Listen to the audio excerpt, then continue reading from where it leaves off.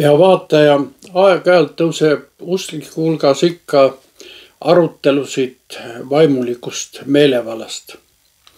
Mõne jutlustaja kohta öeldakse, see on meelevallaga ja teise kohta selle pole üldse meelevalda. Samas jääb sageli selgusetuks, mida selle meelevalla all ikkagi siis silmas peetakse. Sõna, mida Uus Testament meelevalla kohta kasutab, on kreeka keeles exousia, ladina auctoritas. Sõna ise pärineb riiklikust õigussüsteemist. Tegemist on õigusega, mida madalamale ametnikule on kõrgemalt poolt antud. Kuid see ei tähenda tingimata ainult õigust käsutada, vaid pigem ka õigust ja võimet kanda vastutust, suunata, anda eluks vajalikke korraldusi edasi. Vana testamendi Joosepi loost leiame hea näite sellise meelevalla jagamisest. Joosep saab Vaarault erilise õiguse ja ta pannakse üle terve Egiptuse valitsema. Oma tegevusest annab ta seejuures aru ainult Vaaraole. Niisiis meelevald on kelleltki saadud õigus võimu teostada. Ka seal tunneme sellist meelevalla jagamist kahes valdkonnas, riigiõiguses ja ka rahanduses. Mõlemas valdkonnas määratletakse võimalikult selgelt organisatsiooni või üksikisiku meelevald ehk õigused. Tulles nüüd vaimuliku meelevalla juurde, peame ütlema, et üksnes Jumalal on meelevald nii-öelda kõige üle, kogu loodu üle ja meelevald nagu iseenesest lähtuvalt. Psalm 77:15 salm ütleb, sa oled oma vägevuse teinud avalikuks rahvaste hulgas. Jumal on meie meelevalla allikas. Ilma tema lägituseta on meie sõnad tühjad nagu kumisev vasknõu või kõlisev kuljus, nagu Paulus ütleb 1. Korintuse kirjas. Prohvet Daniel kirjeldab Jumala meelevalda nõnda. Tema tagandab kuningaid ja tõstab kuningaid. Ta ütleb, et aegade lõpul võetakse metsaliselt valitsus ja antakse inimese pojale. Ja me loeme, temale anti valitsus ja au ning kuningriik ja kõik rahvad, suguvõsad ja keeled teenisid teda. Tema valitsus on igavene valitsus, mis ei lakka ja tema kuningriik ei hukku. Danieli raamatu 7. peatükk 14. salm. Apostel Paulus ütleb kirjas roomlastele 9. peatükis 21. salmis, et Jumal on nagu potissepp, kellel on meelevald teha, mida ta õigeks peab. Kuid see meelevald on osalt delegeeritud ka inglitele ja taevastele valitsusele, nagu ütleb Paulus Efesuse kirja 3. peatükis. Kohtutundidel kasutab Jumal nii-öelda ka teisi nähtusi ja olendid. Ilmutuse raamatus 9. peatükis loeme, ja suitsust väljusid rohutirtsud maa peale ja neile anti meelevald, nagu skorpionidel meelevald maa peal. Uues testamendis räägitakse aga eriliselt inimese pojale antud meelevallast. Evangelist Matteus ütleb, et rahvas hämmastus kuuldes ta jutust, sest ta õpetas neid nagu see, kellel on meelevald. Mattuse 9. peatükk 6. salm. Oma meelevalda pakub Jeesusele muidugi ka saatan, aga Jeesus keeldub sellest. Aga samal ajal ta kasutab temale antud, isalt antud meelevalda haigete tervendamiseks, pattude andeks andmiseks.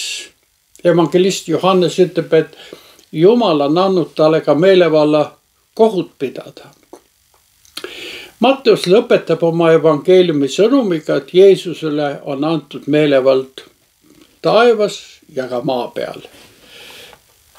Kui aga Jeesusel päritakse aru, et millise meelevallaga ta imesid teeb, siis ta tõmbub tagasi ja ei vasta otse. Kuid jätkab siiski oma tegutsemist nii, et inimesed üristavad Isa taevas. Tulgem nüüd meid kõige rohkem erutava küsimuse juurde. Milline on jüngritele ja kogudusele antud meelevald?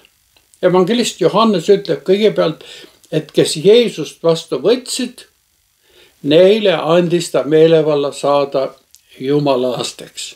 Ühesõnaga, nad saavad perekondliku positsiooni. Matteus kirjeldab, kuidas Jeesus kutsub oma õpilased enda juurde ja annab neile meelevalla rõvedate vaimud üle, neid välja ajada ja parandada kõike tõve ja kõike viga. Mattuse 10. peatükk. Aga samas hoiatab ta ka neid, ometi ärge rõõmutsege, et vaimud teile alistuvad, vaid rõõmutsege palju enam sellest, et teie nimed on taevasse kirja pandud. See on Luuka evangeeliumi 10. peatükk 20. salm. Kuid vaadakem, kuidas on siis lugu kogudusega. See, mis kehtis jüngrite kohta, kehtib ka koguduse kohta. Apostel Paulus räägib oma meelevallast, mis tal on antud Korintuse kogudus üle. Issand on andnud teie ehitamiseks ja mitte mahalõhkumiseks, et ma ei jääks häbisse. Nii et ülesehitamiseks on meelevald antud. See, kellel on antud meelevald, peab samas siiski silmas pidama ka midagi muud. 1. Korintuse kirja 8. peatükk 9. salm ütleb Paulus, vaadake ainult, et see teie vabadus ei saaks nõtradele komistuseks. Meid hoiatatakse ka selle eest, et meelevalda ei tohi taotleda valedel motiividel, nagu seda tegi nõid Siimon Apostlite 8. peatükis. Niisiis võib vahepeal öelda kokkuvõtteks, et Jumala lapse meelevald vabastab meid Kristust teenima ja kogudust üles ehitama. Oht seisneb aga selles, kui me Jumala poolt antud meelevalla ja oma võimu segamini ajame, siis pole meie tegevuse keskmes enam mitte Jumal, vaid meie oma mina ja oma ambitsioonid. See on niinimetatud vaimulike ülinimeste kiusatus. Ärgem unustagem, et saatan ei häbenenud isegi Jeesust meelevalla küsimuses kiusata. Küsigem siis lõpuks, milles vaimulik meelevald ikkagi väljendub. Sellel on kindlasti midagi tegemist vabadusega. See vabaduse hingust läbib nii Jeesuse apostlite kui Pauluse elu. Selline meelevald ei suru ennast peale. See on nagu vesi, mis pulbitseb allikana vaimse elu sügavusest. Isalt antud meelevald andis Jeesusele ka vaenlaste silma all sabati päeval meelevalda haigeid tervendada, patte andestada ja oma elu ohverdada. Meelevallal on kindlasti tegemist ka alandlikkusega. Jeesus ei jätnud kusagil kahtlust, et ta meelevald pärines taevaselt Isalt ja lõpuks realiseerus see ristil kõige sügavamas alanduses surres, nagu Philippi kirja 2. peatükk seda kirjeldab. Meelevald ilmneb keset jõuetust. See on võib-olla üllatav, aga see on nii. Et meelevald ilmeb keset jõuetust. Seal, kus ollakse teadlik oma inimlikust jõuetusest, saab vaimulik meelevald suureks. Vaimulik meelevald ei saa kunagi muutuda kõrkuseks. See ei saa toetuda rahale, relvadele ja võimule. Vaimulikus meelevallas on oluline koht sõna kuulmisel. Vana testamendi prohvetid olid meelevallaga mehed, sest neil oli kõrvad Jumala jaoks ja suu rahva jaoks. Jeesus ise oli sõnakuulelik kuni ristisurmani. Head vaata, tõelise ja vaimuliku meelevalla tunnused on nagu suures plaanis vabadus, alandlikkus ja kuulekus. Meelevald ise on aga Jumala and, mis paneb selle saajagi imestama ja tekitab rahva hulgas hämmeldust. Just sellist meelevalda me vajame ka kaasaja kogudusele ja iseendale. Vaimulik meelevald ei vaja staatussümbolit, vaid pühitsetud südant. See meelevald toimib Jumala sõna kaudu, mis paljastab, lahutab ja ehitab üles, palve kaudu. Õige inimese väge palve saadab palju kord, ütleb Jaakobus 5. peatükis oma kirjas.